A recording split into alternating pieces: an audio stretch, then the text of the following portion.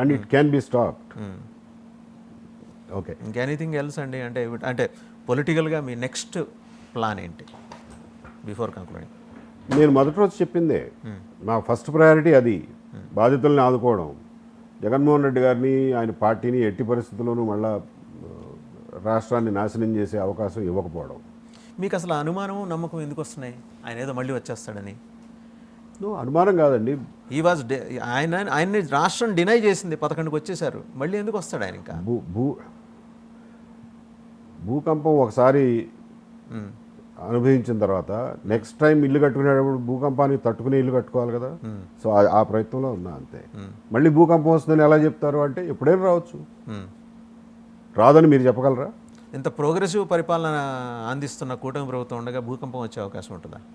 I don't know, you think about it.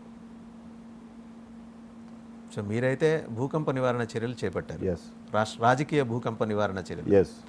Thank you very much sir, thank you very much. It's a pleasure.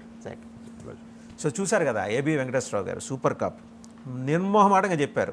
అడిగిన ప్రతి విషయానికి ఆయన కుండబద్దలు కొట్టినట్టు. ఒకవేళ మనం లేవనెత్తిన అంశాలు ఆయనకి అబద్ధం అనిపిస్తే అబద్ధం అన్నారు, పాక్షికంగా నిజం ఉంటే నిజమనే ఒప్పుకున్నారు.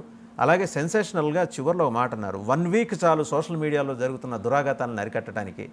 ఇంత ఎక్స్పర్టైజ్ ఉన్న ఒక సూపర్ కాప్ సేవల్ని వినియోగించుకోవడంలో మరి రాష్ట్ర ప్రభుత్వం ముందుకొస్తే, రాష్ట్ర ప్రభుత్వాలు ముందుకొస్తే, ఎందుకంటే 2 తెలుగు రాష్ట్రాల్లోనే ఎక్కువ ఈ వ్యవహారం చోటు చేసుకుంటుంది. సో ఈ క్రమంలో దీన్ని ప్రభుత్వం చాలా సీరియస్గా తీసుకోవాలి. అలాగే రైతులు ఉవ్విళ్ళూరుతూ ముందుకొస్తే మీకేంటి ఇబ్బంది నేరుగా అడిగేశారు.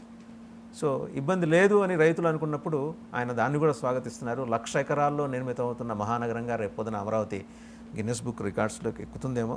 దాంతోపాటు ఆయన ఫస్ట్ ప్రయారిటీ జగన్మోహన్ రెడ్డి బాధితులు, వాళ్ళందరినీ ఆయన కలుస్తారు వ్యక్తిగతంగా, లేదా వారైనా వచ్చి కలవచ్చు. న్యాయపరంగా, ఆర్థిక పరంగా సహాయ సహకారాలు అందించడానికి కావాల్సిన శక్తులన్నీ ఆయన సమకూర్చుకుంటున్నారు. అండ్ ఆయన అసోసియేషన్ అయితే తెలుగుదేశం పార్టీతో ఏం లేదు. అలాగే ఇంటెలిజెన్స్ డీజీగా ఆయన ఏం ఉద్యోగం చేయాలో ఆ ప్రోటోకాల్ ప్రకారం చేశాను. అన్నింటికి మించి he was the first DG intelligence to meet leader of opposition across the country. అది చాలా ఓపెన్, ఇంతవరకు ఆయన ఎక్కడా మాట్లాడలేదు కూడా. అలాగే ఆ 45 నిమిషాలు ఏం జరిగింది కూడా ఏబి వెంకటేశ్వరరావు గారు చెప్పుకొచ్చారు. ఆ రోజు కోడికత్తి సీను అటాక్ చేసినప్పుడు జగన్మోహన్ రెడ్డి గారి మీద ఎయిర్పోర్ట్లో చాలా బోల్డ్ అయిన విషయాలు చెప్పిన ఏబి వెంకటేశ్వరరావు గారికి ధన్యవాదాలు. థ్యాంక్ యూ సార్, నమస్కారం.